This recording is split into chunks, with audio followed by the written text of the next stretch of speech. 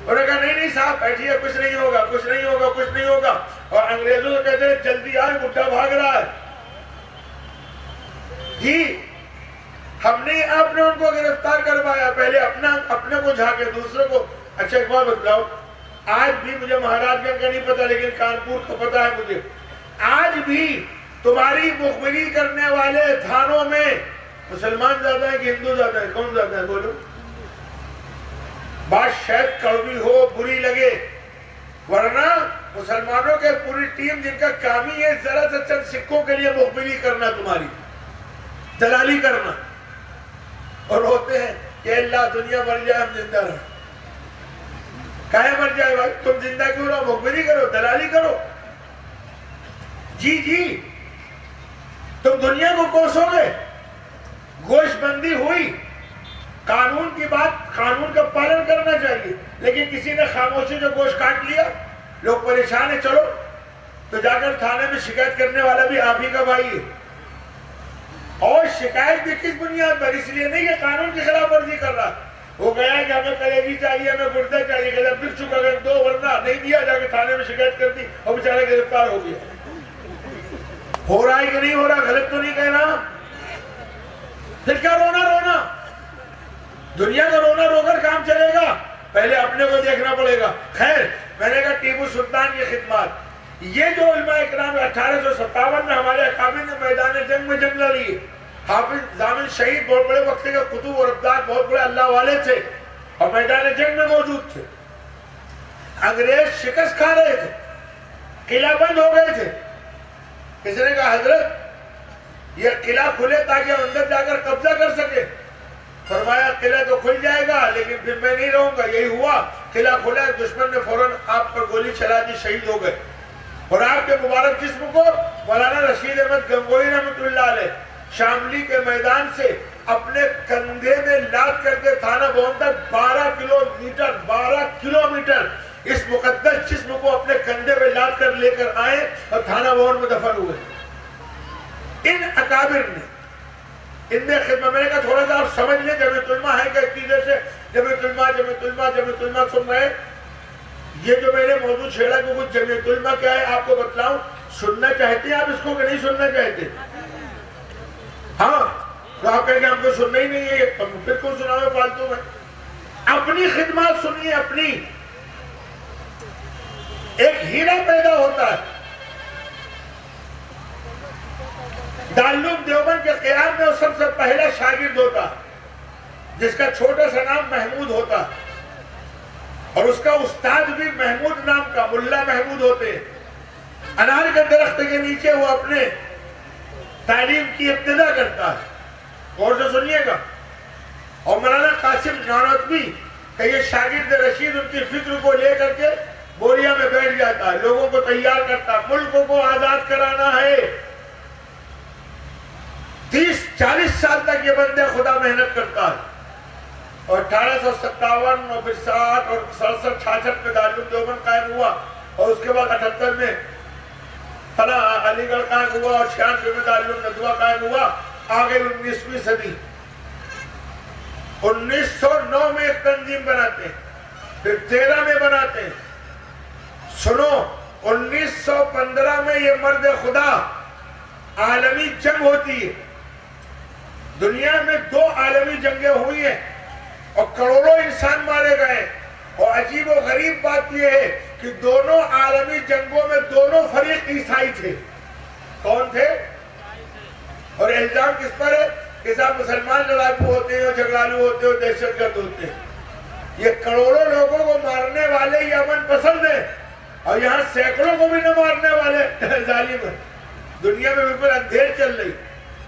وہ ایک ہندی اردو میں مقولہ ہے نا، آج کی موجودہ دنیا امریکہ سے لے کے ہمارے ملک تک جو لوگ بھی دہشت گردی سے جوڑتے ہیں آپ کو، ان کا حال یہی ہے کہ سوپ تو سوپ ہنسے، چھلنی بھی ہنس رہی ہے جس میں 72 سوراخ، اس کی بھی اوقات بھول گئی اپنی.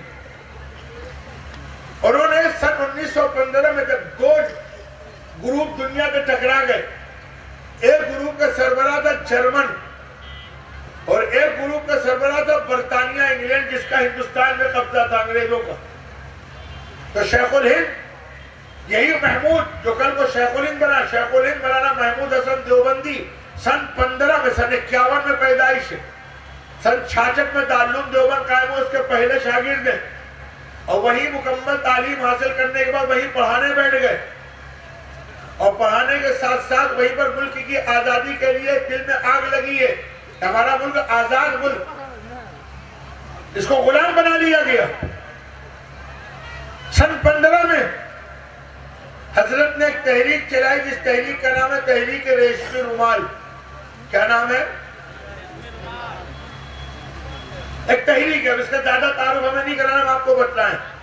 حضرت نے ایک حکومت بنائی، جلا وطن حکومت، اس لیے کہ دنیا سے اگر رابطہ کرنا ہے تو کوئی حکومت ہونی چاہیے نا، اور یہاں پر انگریزوں کا قبضہ، تو حضرت نے ایک جلا وطن غیر ملک میں ہندوستان کی حکومت بنائی، جس کو جلا وطن حکومت کہتے ہیں۔ سن 15 میں کہاں بنائی؟ افغانستان میں، وہ انگریزوں کے قبضے میں نہیں تھا۔ اور سنو جمعیت علماء کی فکر اور علماء کی فکر، آج بھی وہ فکر ہماری موجود ہے اور ہم اسی فکر پر چل رہے ہیں۔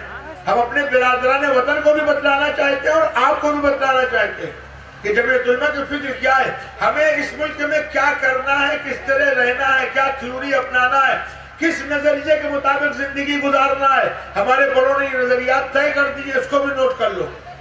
حضرت نے جلا وطن حکومت بنائی، صدر بنایا، وزیر اعظم بنایا، وزیر داخلہ بنایا، وزیر خارجہ بنایا، یعنی حکومت کے جتنے نمائندے، کیوں؟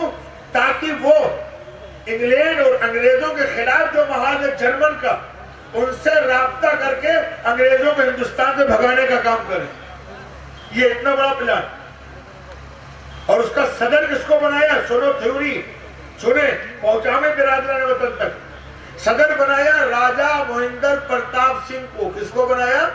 یعنی جمعیت علماء نے ملک کا مستقبل طے کر دیا کہ جب ملک میں مسلمان نہیں ہے، برادران وطن نہیں ہے، تو یہ مل کے چلیں گے، مل کے چلیں گے تو ملک بڑھے گا، لڑ کے چلیں گے تو ملک برباد ہو جائے گا۔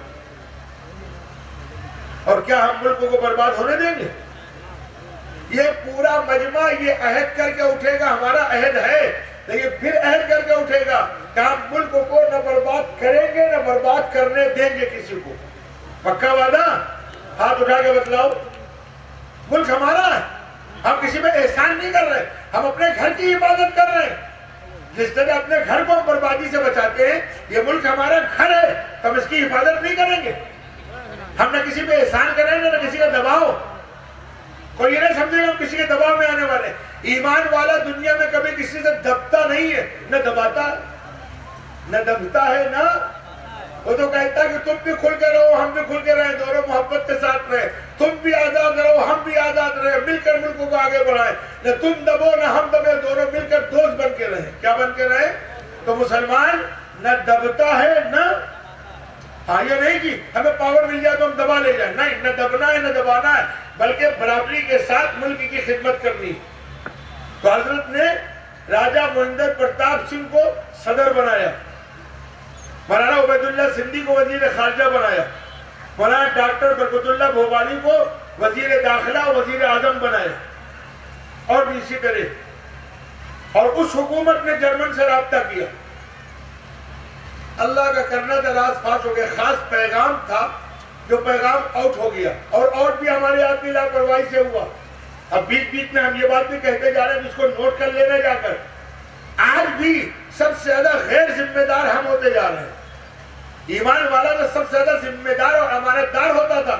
امانت جس طرح دولت کی ہوتی ہے، ایسے امانت بات چیت کی ہوتی ہے۔ آپ سے کوئی پیغام دیا جائے فلاں کو پہنچا دو، تو ایمانداری کے ساتھ، رازداری کے ساتھ وہ پیغام وہاں تک پہنچانا ایک خاص پیغام تھا۔ ایک رومال میں لکھا ہوا تھا جس سے تحریک ریشمی رومال کہلائی، وہ پہنچانا تھا فلاں کو، فلاں سے فلاں تک، وہاں سے شیخ الہند تک جانا تھا۔ اس میں ملک کا پورا نظام و سسٹم تھا، طے ہو گیا تھا جرمن حکومت سے کہ فلاں تاریخ کو، فلاں سن کی فلاں تاریخ کو، فلاں دن آپ ہندوستان پر اٹیک کر دیں، ہندوستان پر نہیں، انگریز حکومت پر، اور ہم سارے ہندوستانی، کیا ہندو کیا مسلمان،